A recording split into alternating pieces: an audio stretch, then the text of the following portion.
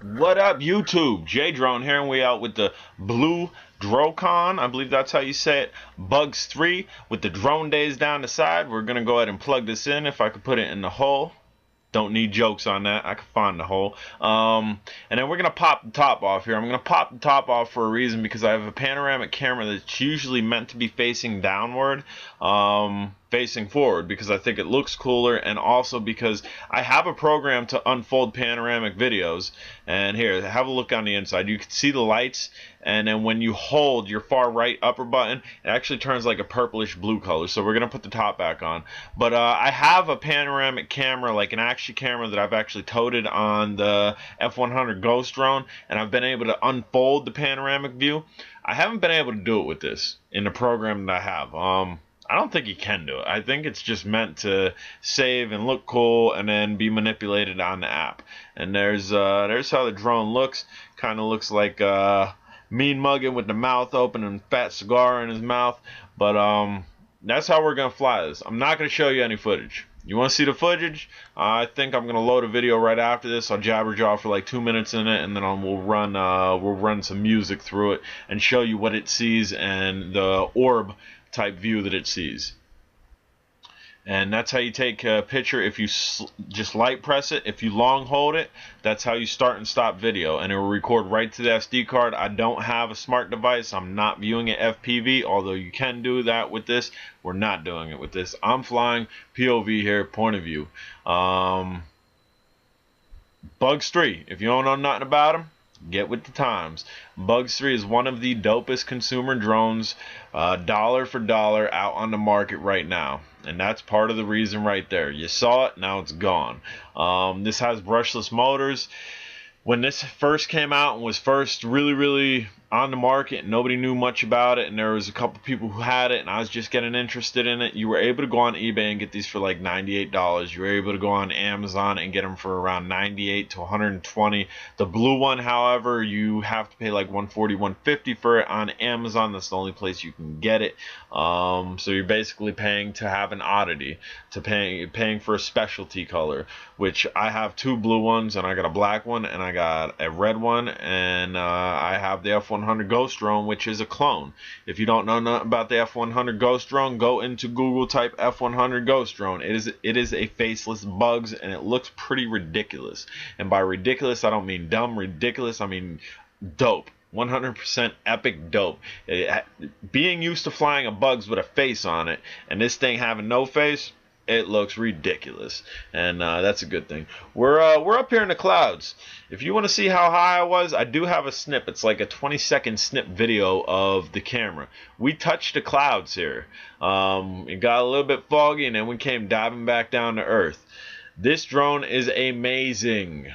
I don't work for MJX. I don't work for Drocon, who's rebranded this MJX BUGS. I don't work for the F100 Ghost drone company. I love this drone just as much as I like the Bugs 8 and I like the Bugs 2, but they're different. They're different night and day. They're different. They're very similar, but they're very different. And I love flying this. You can tote an action camera. I could have put an action camera on this while it was using this panoramic camera, and got 2 different camera views, 3 including my head cam. So this is a very versatile drone, and as you can see, it's zippy. It is zippy. And it's a little bit larger than the Bugs 8, so you're able to keep your eye on it a little bit longer if you're flying point of view. Speed, the Bugs 8 is the Bugs 6. The Bugs 6 is the Bugs 8. Saying, what are you talking about? And there's some crazy funnel yawing flying for you. That's orientation 101. Bugs 6 is the Bugs 8. The only difference, the Bugs 6 has a different shell. You can get the Bugs 6 loaded like I have my Bugs 8 loaded, full FPV. You can also get the Bugs 6 stripped down just like you can with the Bugs 8. It's just a different shell. So why they named them Bugs 8 and Bugs 6 is beyond me. The Bugs 8 and Bugs 6 is a little bit lighter than this drone with the same motor, so it does go a little bit faster. But again, this is a little bit bigger, so you're able to keep your eyes on it if you are doing FPV flights. And as you can see, we are playing in the clouds. We are flying up high, and I'm not worried about the range on this. This is a range monster. This will eat real estate up all day. That's why I like this drone. You have a lot of your toy grade drones, SEMA X5C.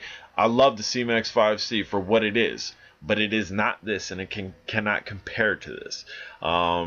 Dollar per dollar, obviously you can't really compare a $50 drone to a $100 drone. You can, but it's not fair. It's like a high grade apple versus a not good apple or apple you bought in bulk. So there's a look at it. I don't have the LED light in the nose. I am running the panoramic camera off of the board, which is taking a little bit of battery power. So I figure, why run the nose cam, or not the nose cam, why run the nose light out of it underneath, because I could have put it underneath. Why run it at all? It's just going to take energy. So that's why we don't have the LED installed elsewhere for further orientation. Although it is very good for orientation, it's very bright. I just don't have it on right now. So again, as you can see, I'm up in altitude. It's super duper cloudy. It looks like it's going to rain. You probably shouldn't fly in this, because if it does rain, you might ruin your quad. But again, I love this quad. I trust this quad. If it starts drizzling, I have faith that I can make this thing dive bomb so quickly from however high it is back to me, grab it, put it underneath my shirt, and run home. That's exactly what I thought was going to happen. Fortunately, it didn't happen, but that's what I planned on doing. I worked most of the day. I came home. I got some Alcenmas ready for drone days, guys that ordered Alcenmas, which requires me testing batteries, connectivity, and whatnot, making sure they're getting a good Alcenma. And then I figured, hey, I got to go out and play. Bam! There's a forward punch for you. Forward lateral punch right there. And it's gone. It's gone. That's why I love this drone. Responsiveness through the roof. Did I say I love this drone? I love this drone. But yeah, so I did a little bit of work, and I had to get out, and I didn't care if it rained. Dude, if it rained, like I said, I'm pretty sure in about 2 seconds, wherever this thing is, I can bring it back to me, put it underneath my shirt, pull the battery connection, and be out. Fortunately, it didn't happen, and there's some more funneling for you. If you watch my funnels, I'm not only funneling forward and right or forward and left, I'm also funneling backwards left and backwards right. If you can master funnels, you can do that, and it's very, I don't know, it's very rewarding to be able to do that, because not only are you funneling in one direction, you could then switch it up into the other direction, and then if you could figure out your orientation, you know your flight skills are progressing. When I first started flying, was I able to do that? Absolutely not. When I was first flying, I was crashing, I was losing drones, I was hunting for drones constantly, but I'm at that level where something like this, I pretty much got it mastered, minus extreme pushing the limits. Like, I haven't taken this to like a pinprick, and I've taken some toy grades to a pinprick just because they're not high dollar drones, and if I crashed them, I could replace them. This, I haven't done that quite yet with. I have taken it to a small dot in the sky, but I can go further with it. I know I can go further with it, and in time we will test that, and we will get aerials of that, because that's part of it. That me pushing myself, me pushing the drone and getting the aerials for it, that's what's fun for me.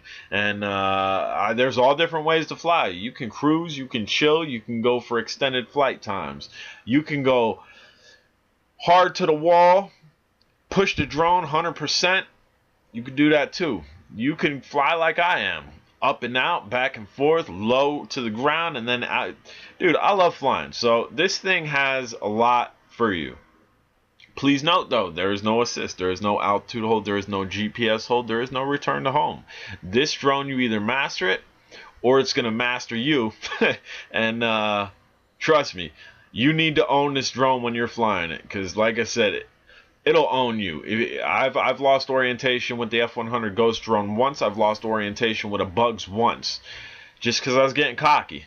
And I did crash them. Unfortunately, this is built with some type of plastic that is able to withstand a decent crash, because I crashed them from pretty high up and didn't break them. So That's definitely good to know. Obviously, if you smack this off of pavement, it's probably going to break. You could see where I'm flying, and this is where you should be flying drones. Now, everybody wants to fly over buildings. Everybody wants to fly over cities. You get dope footage. Absolutely, you get dope footage, but you need to understand 2.4 gigahertz is what these are operating off of in all wireless devices, CBs, house phones, baby monitors. All that stuff is operating off 2.4 gigahertz. So if you are anywhere but where I am, you take a chance in losing your drone. You take a chance of interference in between your controller and your drone. And there's some more funneling for you. There's some backwards funneling for you. There's a reason why in the manuals it tells you to fly in a wide open space. They're not just saying that so you don't hit a wall. They're saying that because there is a possibility of interference, radio interference. If you could see all the radio waves, even where I'm standing, there's probably radio waves out here, but if you're in a residential community and you could see all the radio waves, you wouldn't be able to see 2 feet past your face. That's how dense the 2.4 gigahertz radio waves are, and that's what these are operating off of. So be aware of that and be careful. And if you really value your drone, fly in a wide open area. You see, I get dope stills from this area. I get the towns and whatnot, and bam, look at the catch. Y'all saw that catch? Don't try that at home. I'm J Drone. If you haven't subscribed, click that button. If you're on Facebook, check out Drone Days. The link will be at the bottom. Fly safe, take care, and have a good day.